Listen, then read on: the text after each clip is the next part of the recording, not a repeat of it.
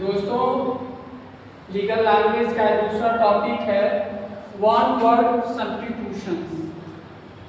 इसमें पहला है सब्स्टिट्यूशन का मतलब होता है कि एक सेंटेंस होगा क्वेश्चन पेपर में और उसका जो है एक वर्ड में आपको आंसर देना है। जैसे for example a person who has not attend the age of majority, यानी व्यक्ति जो वयस्क नहीं है उसको क्या कहेंगे? माइनर, यानी अवयस्क। दूसरा है, अब इसका अपोजिट क्या होगा? A person who has attend the age of majority, व्यक्ति जो वयस्क है, व्यक्ति जिसकी उम्र 18 वर्ष है या 18 वर्ष से ऊपर, इसको क्या कहेंगे? इसका एक वर्ड क्या होगा? मेजर। मेजर मतलब वयस्क, यानी बालिग। बालिग बोलते हैं ना, एक हो गया नाबालिग और दूसरा हो गया बालिग। नाबालिग का मतलब होता है माइनर और बालिग का मतलब होता है, दूसरा वर्ड है वयस्क, यानी major. A state of growth of a person between boy and youth, यानी व्यक्ति जो बचपना और जो यूथ, व्यक्ति जिसकी उम्र बचपन और यूथ के बीच में होती है, युवा के बीच में होती है, उसको क्या कहते हैं? एडोलसेंस, यानी किशोरावस्था। ए पर्सन विदाउट पेरेंट्स, व्यक्ति जिसके माता पिता नहीं, जिसके माँ बाप जिंदा नहीं, इसका एक वर्ड क्या होगा? ऑर्फन। ध्यान से सुनिए, ऑर्फन यानी अनाथ। Act of ending the life of other person, किसी व्यक्ति के जीवन को समाप्त करना, इसका एक वर्ड क्या होगा? मर्डर, यानी हत्या। An act of ending one's own life, अपने जीवन को समाप्त करना, सुसाइड यानी आत्महत्या।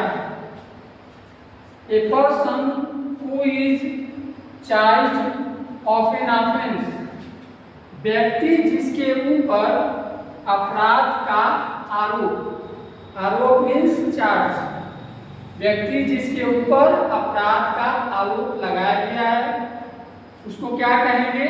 Accused. A person who is convicted of an offense, एक व्यक्ति जो अपराध का दोषी है, जिसको न्यायालय ने किसी अपराध में दोषी माना है, उसको क्या कहेंगे? क्रिमिनल, यानी अपराधी।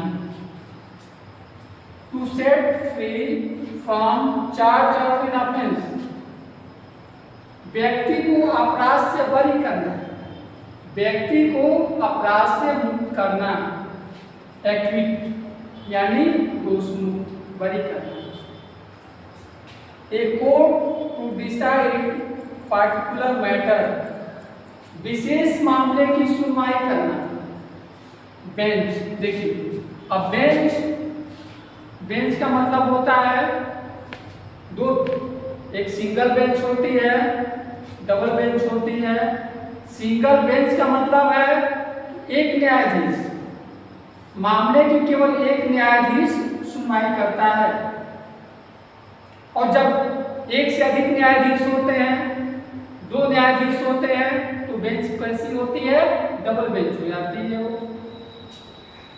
ए person who brings the suit, व्यक्ति जो वाद लाता है, पेटिशनर यानी वादी।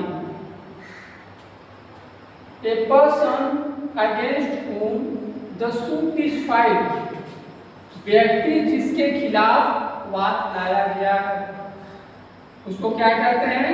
डिफेंडेंट। अब देखिए, एक हो गया पेटिशनर और दूसरा हो गया डिफेंडेंट। ये दोनों वर्ड बहुत इंपॉर्टेंट है।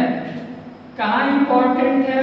तो सिविल मैटर में, सिविल केस में बहुत इंपॉर्टेंट है, यानी दीवानी मामले में यूज होता है। एक पार्टी वादी होती है पेटिशनर और दूसरी पार्टी डिफेंडेंट होती है, यानी प्रतिवादी। ए प्रोसेस इंस्टीट्यूटेड, अब देखिए, instituted in a court for protection of A right, अधिकारों की रक्षा के लिए जो प्रक्रिया अपनाई जाती है उसको क्या कहते हैं? Suit.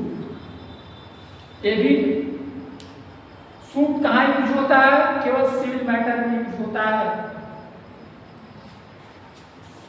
A statement in writing file to start a civil case,